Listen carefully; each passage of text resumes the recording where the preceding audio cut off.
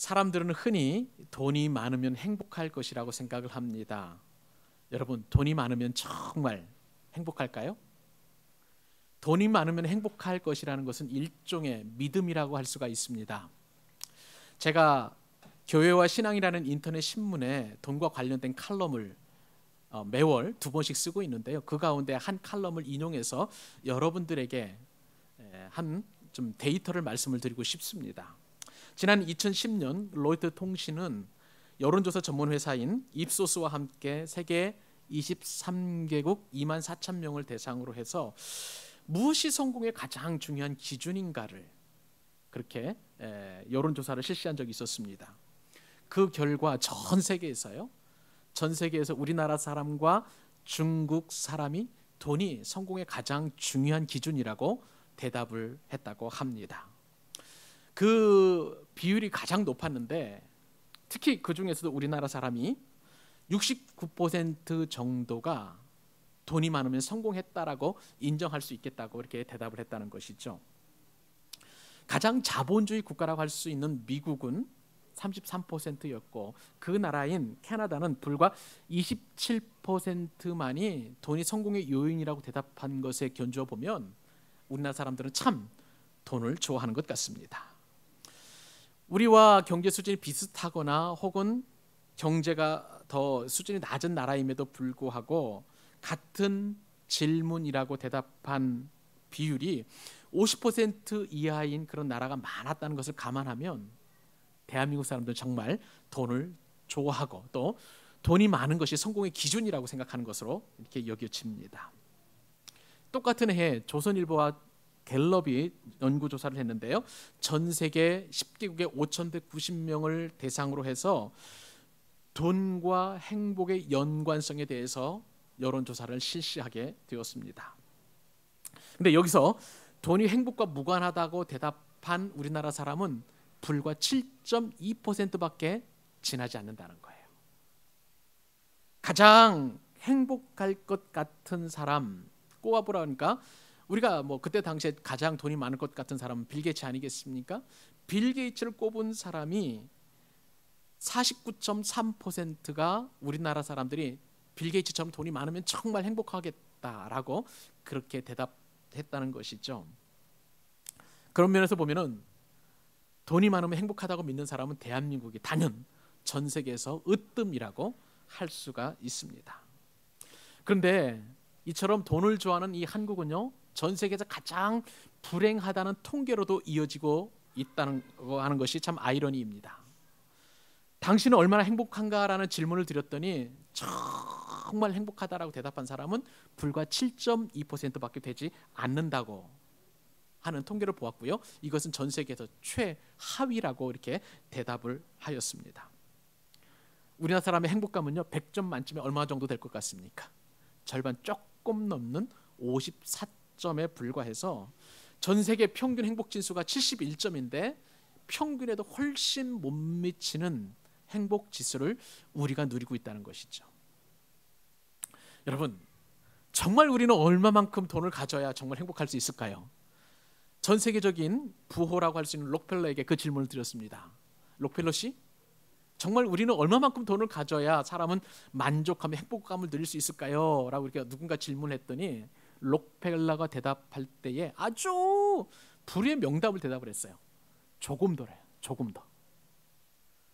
여러분 상상을 해보세요. 록펠러와 같이 억만장자가 돈으로 만족할 수 있는 것은 조금 더라는 거예요.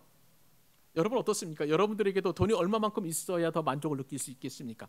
조금 더예요. 조금 더. 아무리 돈이 많고 돈이 풍성한 사람이라고 할지라도 그 돈에 만족하지 못하고 항상 조금 더 있으면 만족하겠다, 행복하겠다라고 이렇게 대답을 한다는 것이죠. 돈으로는 절대 행복할 수 없다는 것을 여러 각종 지표들을 통해서 우리가 알게 됩니다. 그런데 여러분, 우리는 매주 행복해지는 비결을 하나씩 배워가고 있습니다. 아멘이십니까?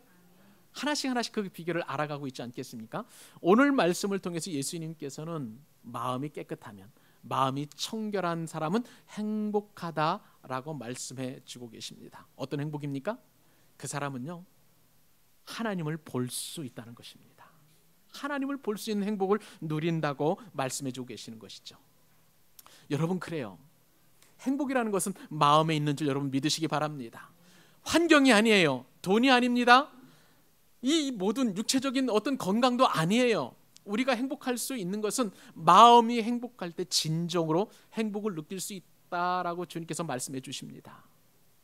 돈이 아무리 많다고 할지라도 돈은 있다가도 없는 것이고요. 건강도 연약하거나 혹은 강건하거나 뭐 어느 정도 견딜만 합니다. 그런데 우리 마음이 병들거나 불행하다고 느끼면 우리는 인생을 정말 살아갈 수 없는 것이죠. 그런 면에서 우리 마음이 행복한 것이 진정한 행복이라고 할 수가 있는 것입니다. 오늘 말씀에서 주님께서 말씀하십니다. 마음이 청결한 자, 마음이 깨끗한 자는 행복하나니. 제가 원문의 의미를 살려서 한번 읽어보니까 이렇게 읽을 수가 있어요. 복이 있도다 마음이 깨끗한 사람이여. 왜냐하면 그는 하나님을 볼 것이기 때문이다. 원래 원문의 의미가 그렇습니다. 감탄문이에요. 복이 있도다 마음이 깨끗한 사람이요. 왜냐하면 그 사람은 하나님을 볼 것이기 때문이다. 사랑하는 여러분, 이 시간 우리가 말씀을 듣는 가운데 하나님의 은혜가 여러분에게 충만할 수 있기를 축복합니다. 예수 그리스도가 주시는 행복을 누리실 수 있기를 바랍니다.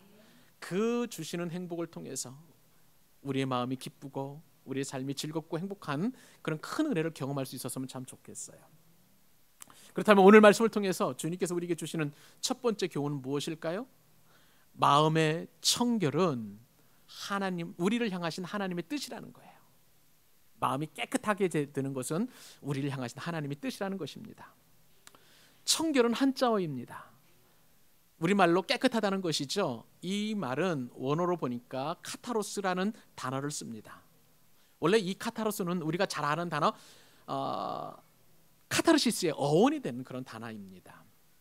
여러분들, 우리 여성들이요, 정말 마음에 맞는 사람들끼리 모여서 이렇게 막 이야기를 합니다. 그걸 보통 이제 수다를 떤다고 하잖아요.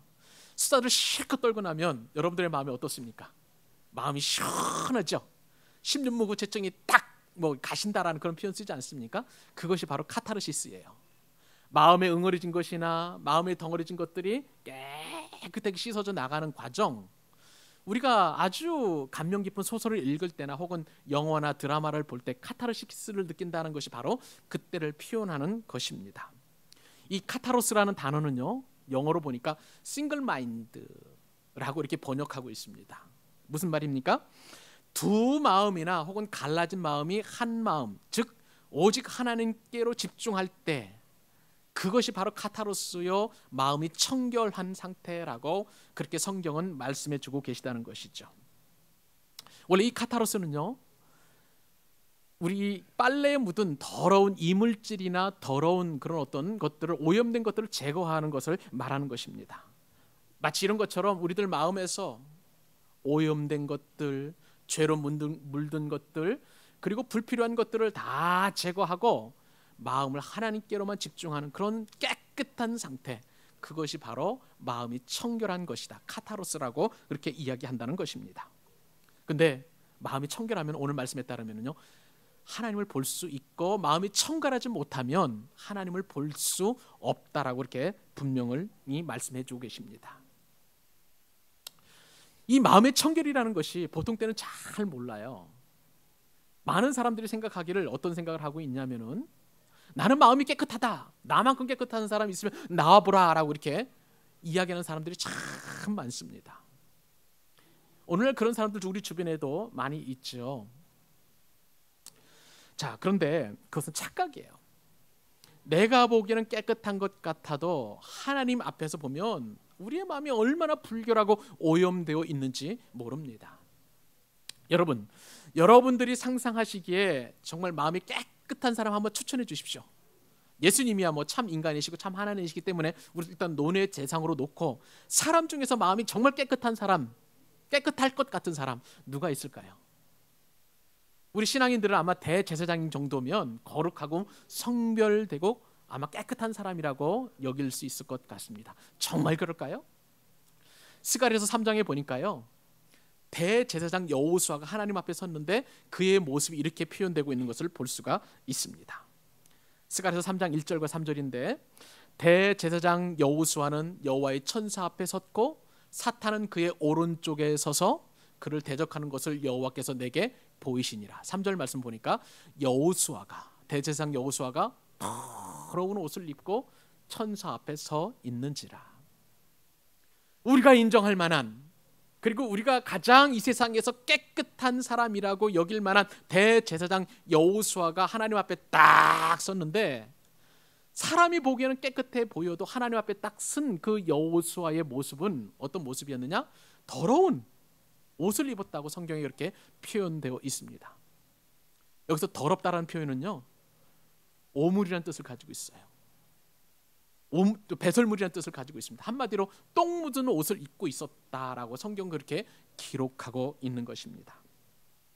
인간의 깨끗함, 인간의 마음의 청결함, 인간의 의로움, 인간의 성결은 하나님 앞에서 볼 때 아주 더러운 그런 것에 불과하다는 것을 성경은 말씀해 주고 있는 것이죠. 인간 앞에서 가장 거룩하고 성결하다고 여겨지는 대제사장조차도 하나님 앞에서 볼 때 너무나 더러운 거예요. 그래서 성경은 우리에게 이렇게 인간의 실상을 진단합니다. 시편 14편 3절 말씀에 따르면 다 치우쳐 함께 더러운 자 되고, 여호수아처럼 다 치우쳤다는 거예요. 그래서 모든 사람들이 다 더러운 사람이 되었다는 것입니다. 그래서 선을 행하는 자도 없고 한 사람도 없다라고 성경은 진단하고 있습니다. 여러분, 그래서일까요?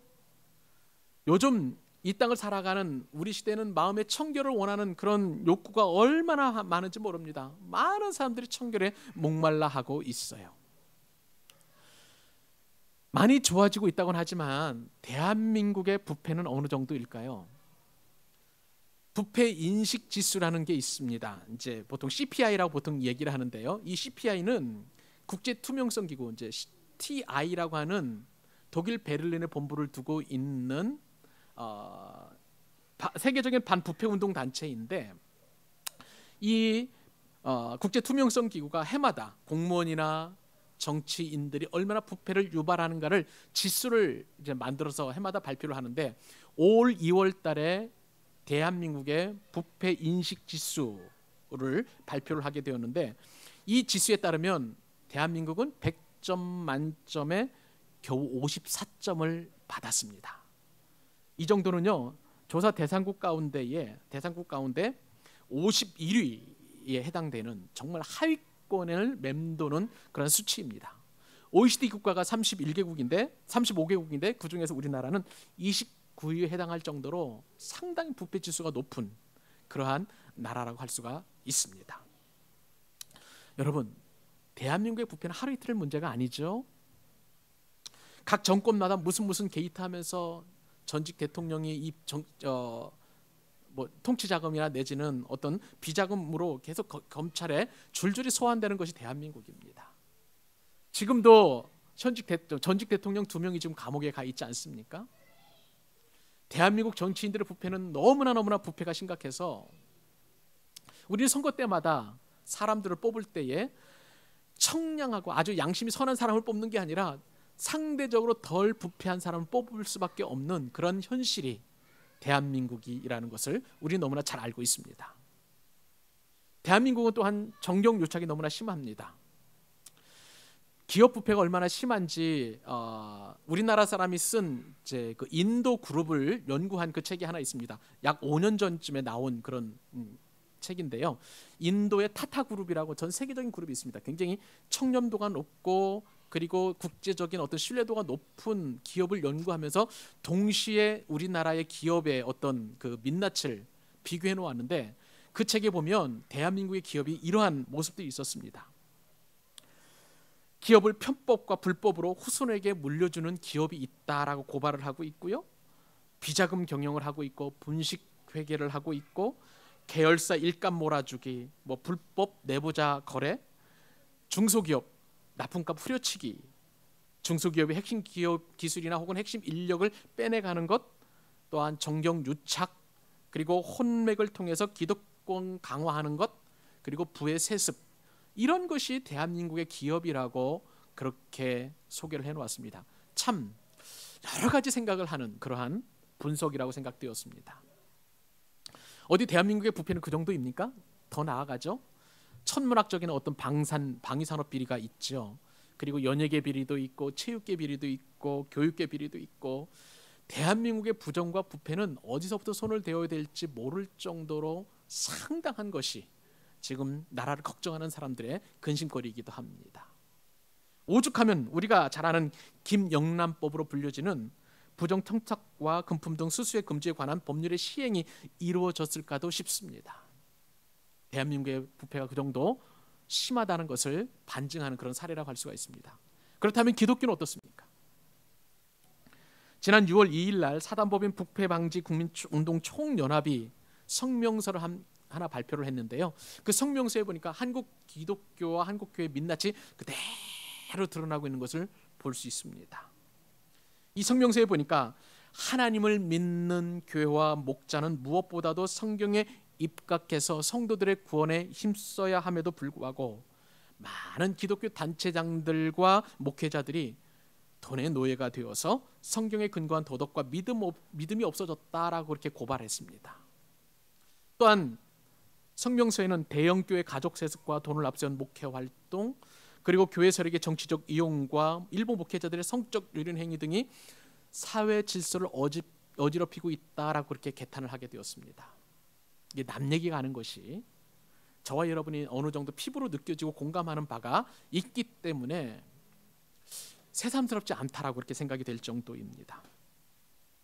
사랑하는 여러분, 이처럼 저와 여러분이 사는 세상은요, 하나님을 볼 수 없는 세상이 되어버리고 말았습니다. 왜 그렇습니까? 마음이 깨끗하지 않기 때문에 그래요. 마음이 청결하지 않기 때문에 그런 것입니다.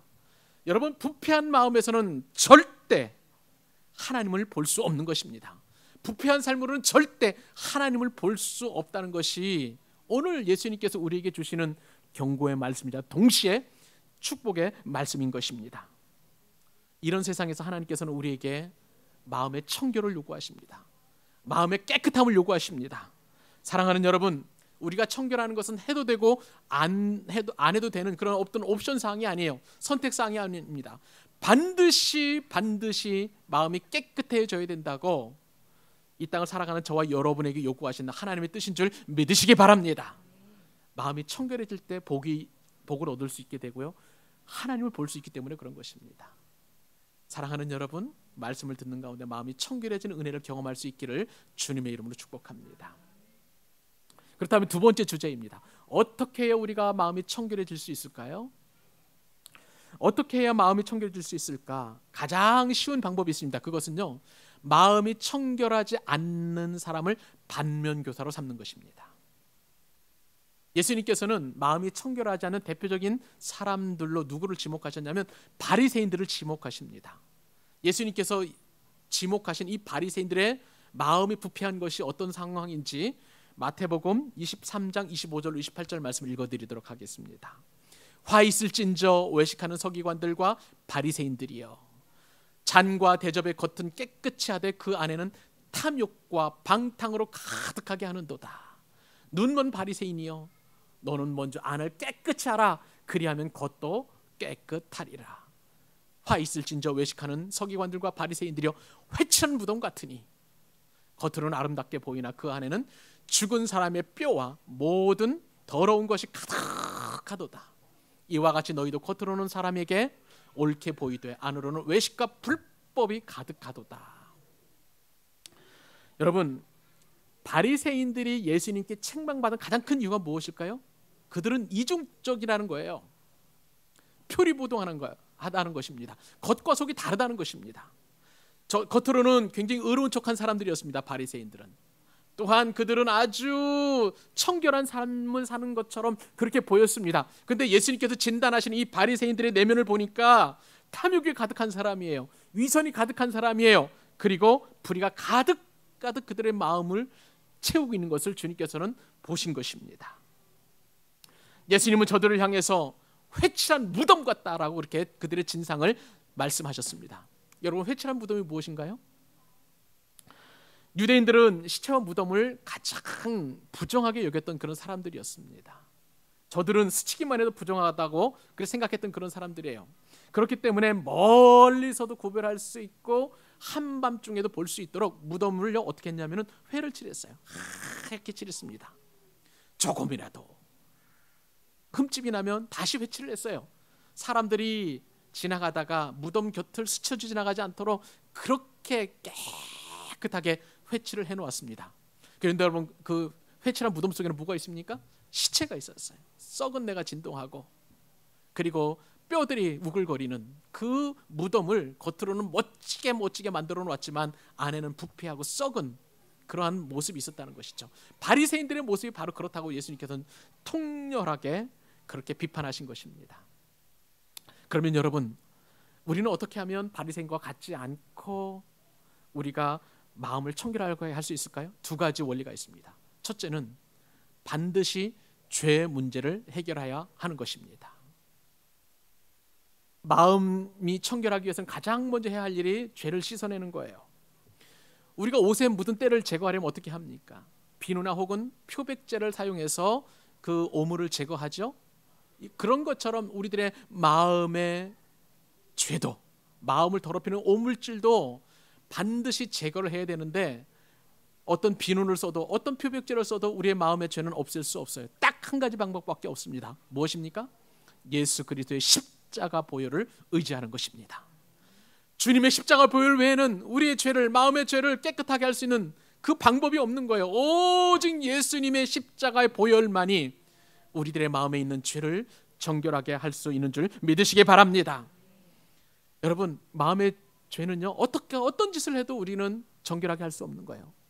저 멀리 티베트에 있는 사람들처럼 삼보일배하면서 3번 걸어가고 1번 절하고 하는 그런 고행을 통해서 우리의 마음의 죄가 없어지는 게 아닙니다.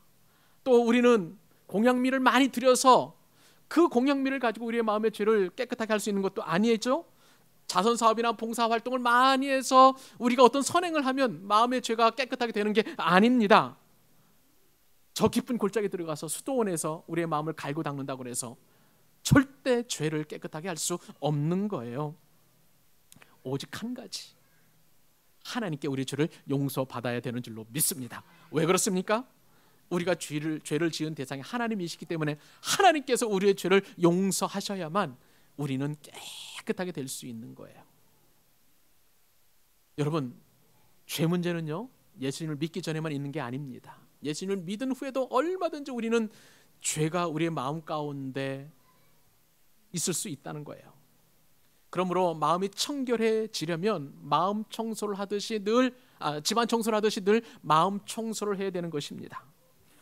여러분, 예수님을 믿고도 한 번도 청소해내지 않은 그 어떤 우상이 있다면 이번 기회를 통해서 그 우상을 제거할 수 있기를 바랍니다. 우상을 뭐라고 하냐면 아이돌이라고 해요. 아이돌이 뭡니까? 하나님보다 더 사랑하는 거예요.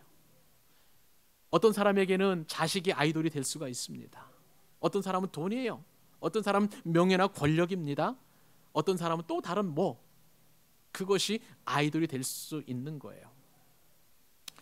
엊그제 뉴스를 한 가지 보게 되었는데요, 광주에서 자식을 우상으로 섬겨서 의사를 만들려는 빗나간 모종이 뉴스에 나오게 되었습니다. 이 어머니는 의사였던 것 같습니다. 의사였는데 학교 운영위원장을 맡게 되었어요. 그래서 누구보다도 행정실장, 학교를 이렇게 살림살이를 하는 행정실장하고 가까운 그런 교본을 이렇게 텄던 모양입니다. 근데 이 어머니에게 한 가지 꿈이 있었어요. 내 아들을 의사를 만들려고 했는데 실력이 많이 부족했던 모양입니다. 그래서 고민하다가 이제 기말고사를 치르게 되었는데 어떻게 할까 하다가 행정실장하고 좀 이제 부탁을 한 것이죠. 아이가 이런 과목이 좀 저조하니까 5과목 정도의 좀 시험지를 입수해달라 이렇게 부탁을 한 모양입니다. 나름대로 좀 대가를 지불하려고 했던 모양이죠. 근데 그것이 그만 발각이 되고 말았습니다. 자식을 우상으로 만들어버려서 참 되지도 않은, 하지 말아야 될 그 일을 이 의사가 함으로 말미암아서 뉴스에 나오는 그런 일들이 우리 가운데 있었다는 것이죠. 여러분, 우상이라는 게 멀리 있는 게 아닙니다. 내가 손을만 뻗으면 얼마든지 닿을 수 있을 만한 곳에 늘 우상이 도사리고 있어요. 그것이 무형의 우상이든 유형의 우상이든 간에 상관없이 하나님보다 내 마음을 더 빼앗아가는 것, 그것이 바로 우상이 되는 것이죠. 이 시간 우리가 그 우상을 청결하는 작업을 할 수 있기를 바랍니다. 그렇게 그 청산하는 작업을 하지 않으면 우리들의 마음이 절대 청결해질 수 없는 거예요. 그것은 어렵지 않습니다. 쉽습니다. 주님께서 말씀해 주셨습니다. 요한일서 1장 8절 9절 말씀에 따르면 우리가 어떻게 우리의 마음을 깨끗하게 하고 아이돌을 제거할 수 있는지, 만일 우리가 죄가 없다고 말하면 스스로 속이고 또 진리가 우리 속에 있지 아니할 것이라. 만일 우리가 우리 죄를 자백하면 그는 미쁘시고 의로우사 우리 죄를 사하시며 우리를 모든 불의에서 깨끗하게 하실 것이요.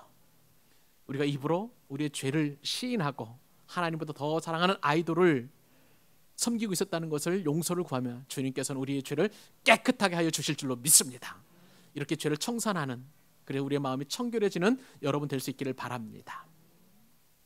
어떻게 하면 또한 우리의 마음이 깨끗해질 수 있을까요? 두 번째 요령은요, 한 마음을 품으라는 것입니다.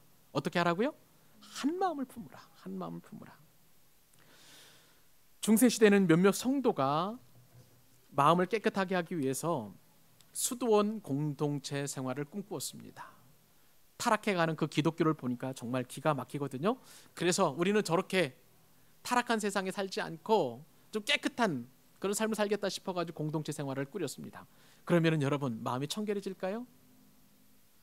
저와 여러분도 이 땅에 살아갈 때 수많은 유혹을 받고 많은 죄성들이 이렇게 깔려있는 이 세상을 살다 보니까 이 세상을 떠나서 수도원 생활, 공동체 생활을 하면 우리가 더 마음이 청결해질 수 있을까요?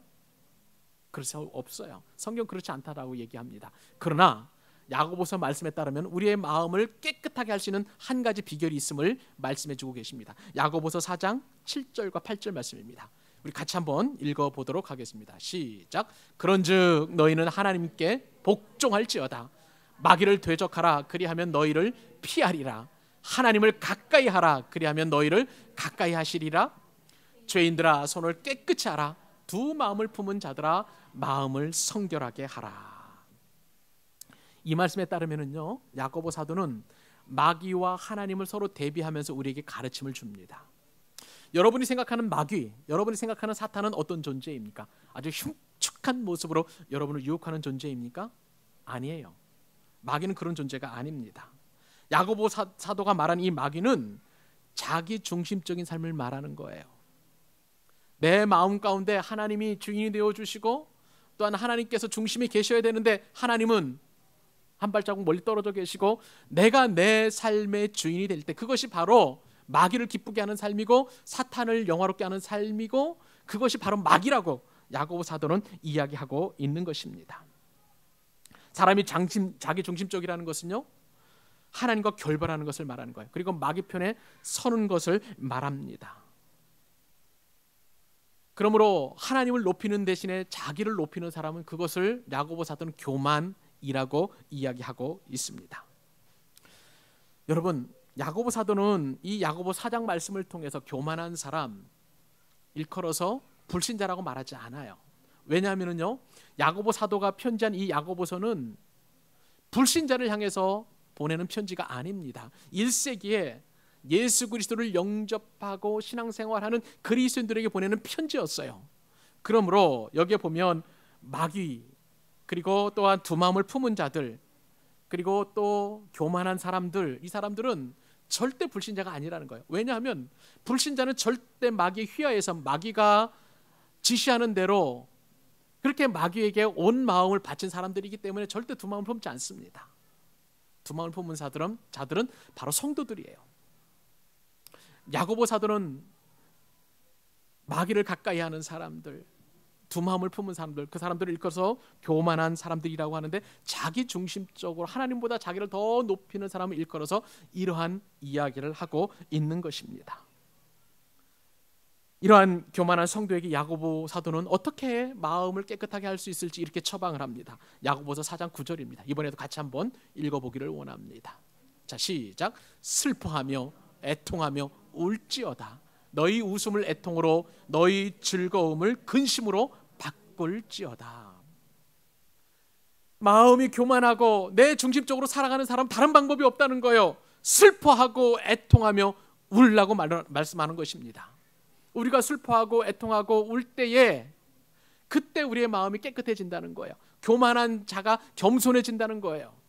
그리고 마음이 청결해진다는 것입니다. 여러분, 이 마음이 슬퍼하고 애통하는 것 우리가 많이 들었던 말씀이에요. 몇 주 전에 들었던 말씀, 마음 애통하는 자는 복이 있다 하고 할 때 이 팔복하고 연결되는 말씀입니다. 그러므로 우리가 겸손해지고 그리고 마음이 청결해지고 그리고 무엇보다도 우리가 하나님을 깊이 만날 수 있는 유일한 방법은 이거예요. 슬퍼하는 거예요. 내 죄 때문에, 내 중심적인 그런 그 죄성 때문에 두 마음을 품거진 것 때문에 하나님께 마음을 합하지 못한 것, 한 마음을 갖지 못했던 것을 애통해하고 슬퍼하고 그리고 우는 방법밖에 없는 것입니다. 사랑하는 여러분, 이 말씀을 통해서 우리에게 큰 영혼의 울림이 있기를 소원합니다. 과연 내 중심적인 삶에서 언제 우리는 벗어나서 정말 마음이 깨끗해질 수 있을까요? 하나님 앞에 애통하셔야 합니다. 슬퍼하셔야 됩니다. 그것을 가지고 울어야 합니다. 그럴 때 우리의 마음은 청결해지고 또한 깨끗하게 되어서 하나님을 볼 수 있는 은혜를 경험하게 될 줄로 믿습니다. 모든 은혜를 받아 누리는 여러분 될 수 있길 주님의 이름으로 축복합니다. 한 가지 더 우리가 살펴볼 주제가 있습니다. 하나님을 보는 것이 왜 복인가 하는 것입니다. 저에게는 소원이 있습니다. 하나님을 보는 것입니다. 저에게는 꿈이 있습니다. 하나님을 보는 것입니다. 여러분도 하나님을 보는 것이 꿈이고 또한 소망이 될 수 있기를 축복합니다. 왜 그렇습니까? 하나님의 마음을 알 수 있기 때문에 그래요. 우리가 하나님을 보게 되면 하나님의 마음을 알 수 있는 것이 뿐만 아니라 하나님의 뜻을 알 수 있기 때문에 우리가 하나님을 보는 것은 우리의 큰 축복인 것입니다. 여러분, 그렇다면 우리가 하나님을 보게 될 때 어떤 복이 임하게 될까요? 정말 우리가 같이 나누고 싶은 복입니다. 첫째는요, 하나님이 정하신 길을 갈 수 있다는 것입니다. 우리가 하나님을 볼 때 하나님이 정하신 길을 갈 수 있기 때문에 그것이 복이 된다는 것입니다. 여러분, 우리는 늘 하나님의 뜻을 알고 싶어하는 것, 그런 인생을 꿈꾸고 있습니다. 맞습니까? 아멘이십니까? 아멘이에요. 아멘이에요. 고3 수험생이 올겨울에 하나님께서 어떤 대학을 가게 하실지 하나님의 뜻이 거기에 있는 온통 집중 거기에 있을 거예요. 관심 거기에 있을 것입니다. 또한 취업 준비생이 있으면 그 취업 준비생은 하나님께서 원하시는 직장, 나를 향하신 그 직장 예배에 두었을 텐데 그 하나님의 뜻을 알면 얼마나 행복하겠습니까? 관연한 형제자매들 같은 경우에는 내 배우자가 누구인지를 알게 되면 굉장히 행복할 것이죠. 이처럼 하나님의 뜻을 안다는 것은 우리에게 참 축복이고 은혜이고 행복인 거예요. 그것이 복입니다. 사람은 누구나 다 하나님의 뜻을 알고 싶어 하는데 놀랍게도 성경에는 우리 각자를 향하신 하나님의 뜻이 있다라고 이렇게 성경은 표현합니다. 시편 37편 23절입니다. 여호와께서 사람의 걸음을 정하시고 그의 길을 기뻐하시나니. 여러분, 여기 보면 하나님께서 사람의 걸음을 어떻게 하셨다고요? 정하셨다는 거예요. 각각의 사람을 향한 그러한 예정하신 뜻이 있다는 것입니다. 그리고 그 길을 하나님께서 좋아하시고 기뻐하신다는 것입니다. 그렇기 때문에 우리가 하나님께서 정하신 그 길을 걸어가는 것은 복이 되는 것이죠. 악한 길이나 불의한 길로 가지 않고 선한 길로, 또 의의 길로, 옳은 길로 가는 것이 얼마나 큰 축복인지 모릅니다. 여러분, 하나님께서 정하신 길은요, 때때로 우리가 선택의 기로에 있어서 굉장히 복이 됩니다. 왜 그랬을까요? 우리는 순간순간마다 많은 선택을 하면서 살아갑니다. 배우자 선택이라는 인생에서 가장 중요한 어떤 선택의 과정 속에서도 어디 그뿐입니까? 우리 선택은 내가 과연 어떤 직장을 가져야 되는지, 내가 어느 집에 이사를 해야 하는지, 내가 어느 학교에 진학을 해야 하는지, 어느 유치원에 가야 하는지, 또 어느 교회를 선택해야 하는지, 어느 차를 가져야 되는지, 우리는 순간순간마다 많은 선택의 기로에 있는데 하나님께서 우리에게 정하신 길을 알려주신다면 그럼 우리는 굉장히 행복한 것이죠. 축복인 것이죠. 이런 선택의 상황에서 하나님께서 주시는 지혜를 얻게 되면 참 그 자체가 복이라는 것입니다. 그러니 하나님이 정하신 길을 갈 수 있는 것, 우리가 하나님을 볼 때 그 길을 갈 수 있다면 우리는 하나님을 보는 그런 복을 누려야 되는 것입니다. 또한 우리가 하나님을 볼 때 그것이 왜 복이 되는 것이냐면요, 불행에 빠지지 않기 때문에 그런 거예요.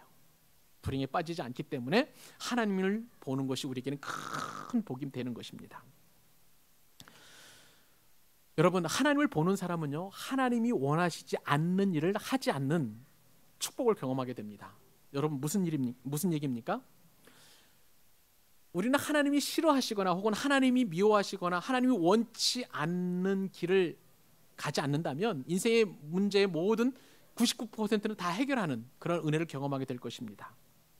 우리가 인생이 불행해지는 이유가 있어요. 하나님이 싫어하는 일을 골라서 하는 때가 있습니다. 하나님이 미워하시는 일이라는 것 알면서도 우리는 부득이 또 그 일을 할 수 있는 그런 때가 있는 것이죠. 하나님이 진노하시는 그 일을 하기 때문에 우리 인생은 참 불행한 인생이 되는 것이에요. 그러므로 복 있는 사람은 하나님이 원치 않는 것을 하지 않는 그 일부터 시작하는 것을 성경은 말씀하고 계십니다. 여러분이 즐거워 암송하고 있는 시편 1편 1절을 보십시오. 복 있는 사람이 어떤 사람입니까? 하는 것보다도 하지 말아야 될 일부터 시편 기자는 이렇게 이야기합니다. 시편 1편 1절입니다. 복 있는 사람은 하지 말아야 될 게 뭡니까? 악인들의 꾀를 따르지 않고, 또한 죄인들의 길에 서지 않고, 오만한 자들의 자리에 앉지 않는 것입니다.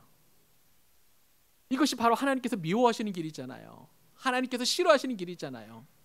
그런데 복 있는 사람 그 길을 걸어가지 않으니까 그 자체가 하나님을 보는 것이고, 또 그리고 그 자체가 참 복이 된다는 것이에요. 그러나 그럼에도 불구하고 성경에는요, 잘못된 길, 하나님이 싫어하시는 길을 걸어갔던 사람들이 수없이 많습니다. 여러분이 잘 아는 가인 어떻습니까? 또한 에서는 어떻습니까? 이스마엘, 그리고 거짓 선지자 발락, 여로보암의 길도 악한 길이었습니다. 그리고 신약에서는 가롯 유다의 길이 정말 불행의 길이었고 하나님을 미워하는 그런 길이었다는 것입니다. 여러분 스스로의 삶을 한번 돌이켜 보실 수 있기를 바랍니다. 내 인생에서 하나님의 뜻을 모르고 망친 일들이 얼마나 많은지 한 번쯤 돌이켜 보실 수 있기를 바랍니다. 일이 잘 안 되고 풀리지 않을 때 특별히 어디서 잘못된 것인지 마음을 청결하고 하나님의 보실 수 있기를 주님의 이름으로 축복합니다. 그리고 내가 지금 축복의 길이 있는지 진노의 길에 있는지 한번 생각해 보십시오. 그리고 만약에 진노의 길이 있다라고 여겨지시면 그 진노의 길을 벗어나서 하나님께서 기뻐하시는, 하나님께서 정하신 길을 갈 수 있기를 축복합니다. 그 길은 하나님께서 정하신 길이고 소망의 길이고 축복된 길이에요. 그러나 악인의 길은 그렇지 않으면 그 길은 망하는 길입니다. 시편 1편 6절 말씀입니다. 무릇 의인들의 길은 여호와께서 어떻게 합니까? 인정하시지만 악인들은 어떻습니까? 그 길은 망하는 길이에요. 여호와께서 인정하시는 축복된 길을 걸어갈 수 있기를 주님의 이름으로 축복합니다. 말씀을 맺기를 원합니다. 여러분 길거리에 가다 보면 쓰레기통을 많이 보게 되죠? 쓰레기통에 보면 지저분한 곳이 많이 있습니다. 그러면 그 쓰레기통을 여러분 가로질러 비켜가잖아요. 환영하지 않지 않습니까? 집안 곳곳에 쓰레기가 많고 지저분하면 여러분 집에 들어가고 싶겠습니까? 짜증이 나잖아요. 불쾌하잖아요. 뿐만 아니라 내가 근무하는 사무실이 지저분하다면 마음이 편치 않을 것입니다. 승용차나 대중교통을 이용하다가도 참 이렇게 불쾌한 그런 모습을 보게 되면 마음이 기쁘지 않습니다. 쓰레기가 있는 곳에는 늘 지저분한 곳이 모여들게 되어 있습니다. 그러나 청결한 곳이면 쓰레기를 함부로 버리지 않고요. 그리고 지저분한 물건들을 또한 갖다 놓지 않습니다. 우리 마음도 마찬가지예요. 우리 마음도 마찬가지입니다. 불순한 생각으로 가득하고 죄로 가득하고 또한 옳지 않은 생각으로 가득하다면 그 마음은 쓰레기로 가득가득 채워질 것입니다. 분노의 쓰레기, 교만의 쓰레기, 탐욕의 쓰레기, 아집의 쓰레기, 고집의 쓰레기, 그리고 이생의 자랑의 쓰레기, 명예의 쓰레기들이 넘쳐날 것입니다. 혹시 마음 가운데 아직도 해결하지 못한 그런 쓰레기들이 남아 있다면 마음이 깨끗해질 수 있기를 사모하기를 바랍니다. 주님 앞에 다 내어놓고 주님 내 마음 가운데 이처럼 더러운 쓰레기들이 가득가득합니다. 주님 용서해 주시고 이 쓰레기들로부터 내 마음이 깨끗해질 수 있도록 나를 도와주옵소서. 여러분이 요청하시면 주님께서는 반드시 그 요청 가운데 응답하여 주실 줄로 믿습니다. 청결한 사람이 하나님을 본다고 말씀하여 주셨습니다. 오늘 이후로 저와 여러분은 하나님을 보실 수 있는 놀라운 복을 소유하실 수 있기를 바랍니다. 하나님을 볼 때 우리 인생의 길은 바른 길을 걸어갈 것이며 또한 불행에 빠지지 않는 은혜도 경험하게 되는 것입니다. 이 시간 예배하는 모든 예배자들이 그런 은혜와 축복을 누리실 수 있기를 주님의 이름으로 축복합니다. 축복합니다.